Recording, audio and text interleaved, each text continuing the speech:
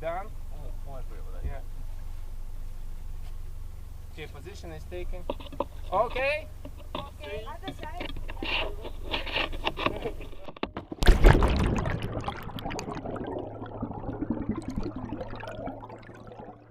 On the 21st of July 2019, in a fjord at the foot of the towering Boden Glacier in northwest Greenland, a handful of people on two small boats lowered a heavy seismometer, about the size of a small fridge, into the sea.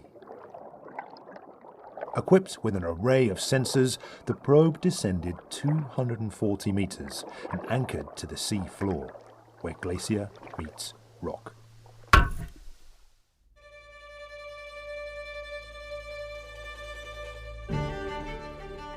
My colleague once told that it looks like Sputnik.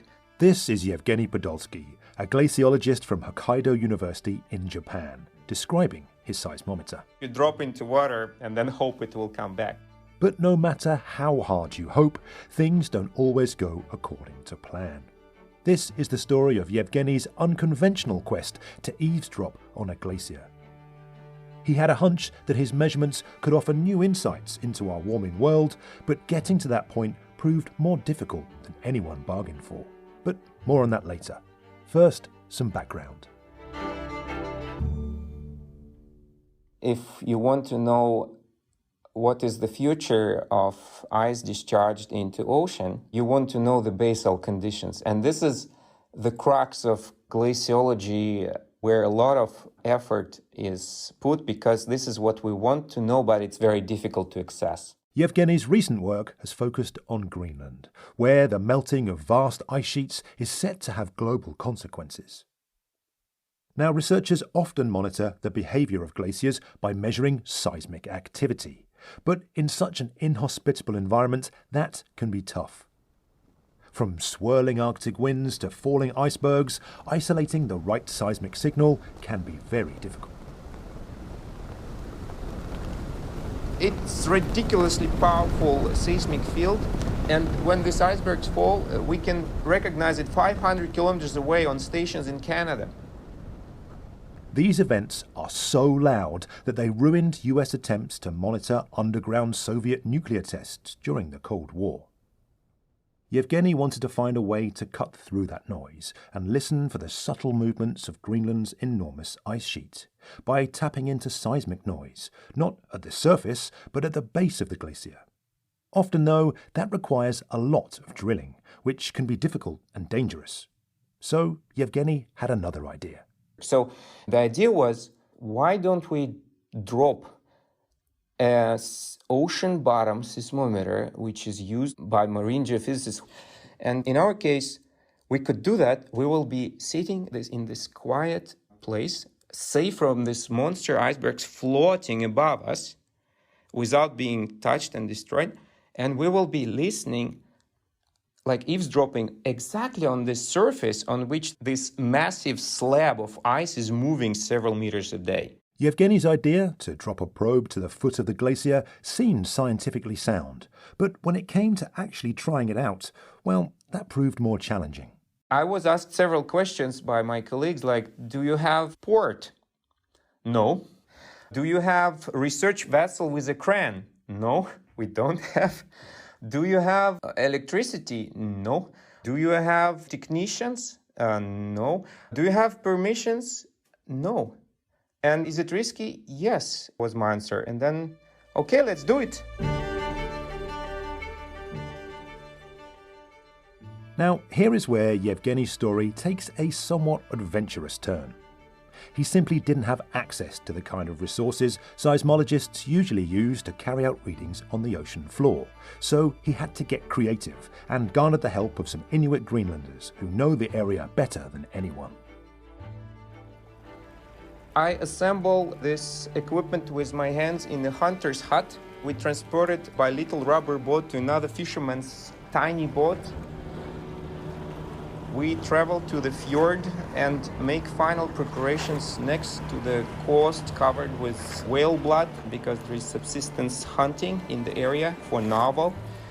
And then we make a very fast operation because we don't want to experience this calving-generated tsunami, which can happen at any time. Mindful that skyscraper-sized icebergs could fall and overwhelm their tiny boats at any moment, Evgeny and his team of researchers and Inuit people lifted the probe into the water.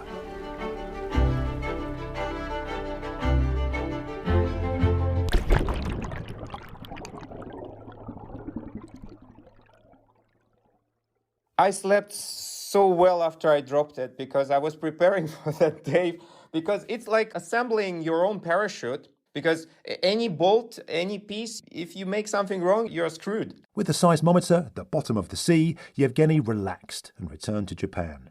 But his little probe was not out of the woods just yet. 16 days later, one of his colleagues went to retrieve it by playing an acoustic signal that causes the probe to release its anchor and return to the surface. But something went wrong. The probe didn't heed the call, and it was nowhere to be seen.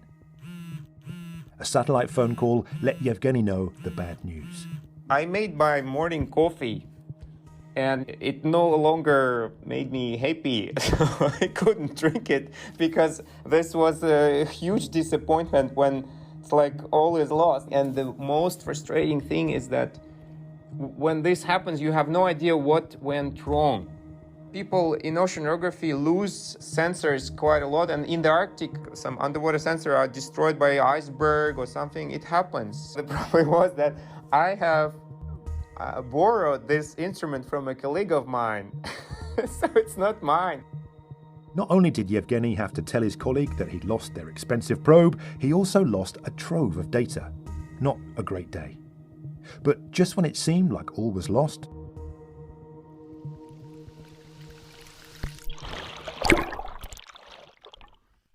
it was a miracle. Evgeny received word from some Inuit peoples several kilometers from where the probe should have resurfaced that brightened his mood. They are looking for whales in this fjord, and they have incredible eyes to pick up things, to notice things in the water. A hunter found our sensor in the open water. The news spread, and my colleagues could come and pick it up. With the probe successfully retrieved, Evgeny could get to work, analysing the data it had collected to look for the subtle seismic signal of the glacier rubbing against rock as it made its way to sea. And he found it, and even used it to make some estimations of the glacier's movement. In our case, the glacier is making this rumble continuously. We can say how fast the glacier is moving by looking at seismic noise. How incredible is that? Because by listening how loud things are, we can say, it's moving at 1.1 meters per day. There is a very nice correlation, which is one of the kind of key things we find, that we can see how fast glacier is moving from the shaking of the coast around. Of course, there are already a variety of different methods to measure glacier movement: radar, GPS, drone mapping, and so on. But Evgeny says that his method offers some advantages, as the probe can be dropped off and left alone, regardless of conditions on the surface. And he says that it could be used to gather other insights too, things like friction levels and water pressure at the base of glaciers. The way glaciers move depends on these basal conditions, which we want to know, to be able to represent them in models, to predict sea level rise in the next decades. The glaciers, they're thinning. So, for example, our glacier at some point may detach from the base. So when this happens, to detect it, it's very difficult. So with this kind of method, I think we can see what are the impacts of this changing climate on glaciers.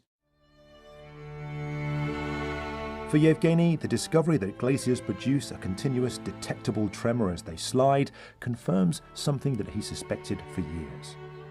Nevertheless, he says, the end of his quest has changed the way he perceives this often cold and inhospitable part of the world. It's mind-blowing to think that the Greenland coast is shaking at all times, proportionally to the speed glaciers are sliding on their beds. Now I stand there with a very different kind of feelings.